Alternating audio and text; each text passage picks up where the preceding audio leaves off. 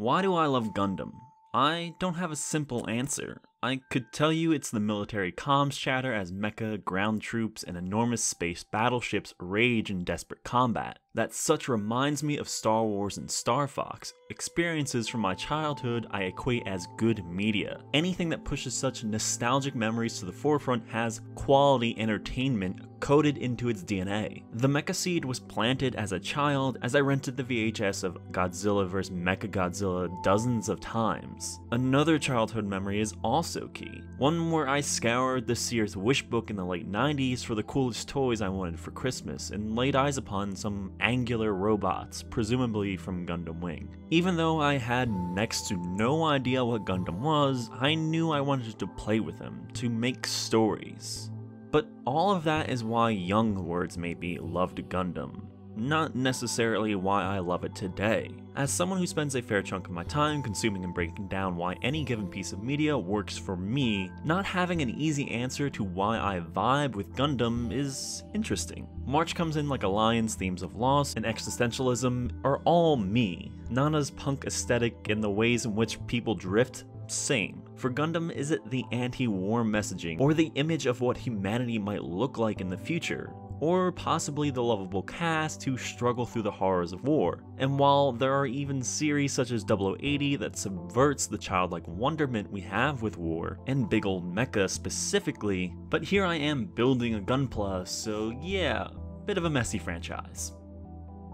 We could have made them look like anything, but we made them look like us. A quote that I find rather telling from well-documented mecha lover Austin Walker. Armed mechanisms of war in the real world often take inhuman form, a result of function-first mentality, but possibly a subconscious effort to detach the humanity from war. But what if as technology progressed, we wrapped back around, specifically designing tools of destruction to have 2 legs, 2 arms, a torso, a head, and eyes? To always know that there is a human on the other end of the barrel. While Gundam's social messaging can be quite messy at times and outright misogynistic, much of the franchise is about how we can grow to understand one another. That war is a horror best avoided. At times bigotry is tackled, but my thoroughness in life is not someone who has to face such vitriol head on. I do love the critical conversations had around such, and the ways in which Gundam has left an impact on the media I enjoy. As I progress through the franchise, I've spotted so many narrative and aesthetic influences Gundam has had on other shows, movies, books, and so on. Such as the fantastic visual novel from last year, Heaven Will Be Mine, created by people who identify as part of the LGBTQ community and have adapted what they love about mecha and wrapped it in themes important to them, that still feel very true to what the core of Gundam is, or has been at times, creating one of the most radically empathetic experiences I've had with a game in quite some time. Gundam isn't just enjoyable, but rapidly becoming an identifying marker of who I am, in the same way that I've been labeled as someone who adores The Legend of Zelda, who rented Godzilla vs. Smog Monster 20,000 times as a kid. It's all rather exciting. If you've been following my channel for any amount of time, then you know I try to be a deeply empathetic person, concerned as to where we are and where we are headed. That humanity as a whole seems to do a poor job of actually learning from history, and I don't want to get apathetic, that would be easy. But watching Mobile Suit Gundam, a show in which humanity once again engages in a war that has come about as a result of colonialism, bigotry, greed, and a lust for power, where military tactics include wide-scale decimation of non-military targets, where a population chants in unison Sieg Zion to an authoritarian ruler who spouts hatred from an opulent palace balcony. Gundam is fiction, but it's entrenched within the most sorrowful aspects of human existence. It is an acknowledgement that 1,000 years from now, we might not be zipping around the skies in mecha, but there will always be war. Which is probably why I enjoy the many faces of Gundam. Amuro, Bernie, Sayla, and Karen. It's the story of those who seem insignificant and are frustrated by the systems of society they live in. That despite living alongside weapons which rightfully garner a response similar to Robert Oppenheimer's upon the first successful test of the nuclear bomb, those faces keep fighting. Maybe I just want to be that person.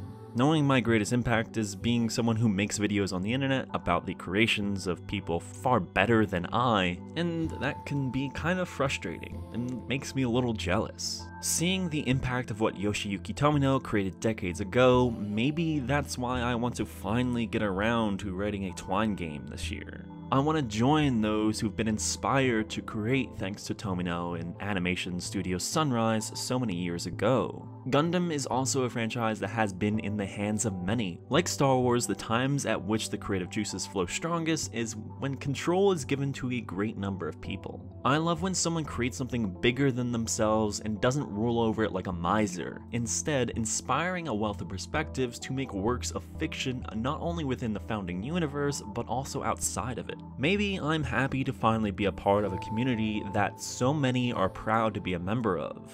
Which isn't to say I don't already exist in others, but the Gundam community does feel special. Having listened to a number of folks talk about the franchise for years now, I recall the times where their joyous love poured out in a contagious manner. I want to be a part of that. To do so even through the letdowns and the times where folks claim the mecha genre is dead. Because I already know what it's like to be a part of a fandom that feels that way, that feels overlooked and underloved for years, and I want to be there during the revival, where a larger mass of anime watching audiences go, oh yeah, this stuff is actually fantastic. Then there's a satisfaction being had by finally making good on my childhood desire. This year, I've spent most of my time with media I missed out on decades ago. Way of the Samurai, Suikoden, Dirty Pair, One Piece, the original Zelda, and a number of Gundam series including the 1979 original, The Origin, 08th MS Team, and 0080. It's nice to not feel pressured to keep up with the new hotness and just finally get around to that stuff I've been meaning to for years. I'm fascinated by falling in love with a franchise I don't have all the answers to. That there is a mystery, that there's way more out there, that within it exists a richness of reasons any one person may identify with what's been shown on screen or expressed through pages of a manga. And to know one thing, I've barely scratched the surface of Gundam. I don't say this in regards to the amount of content, though that's true, but because I feel there is so much more for me to love about Gundam.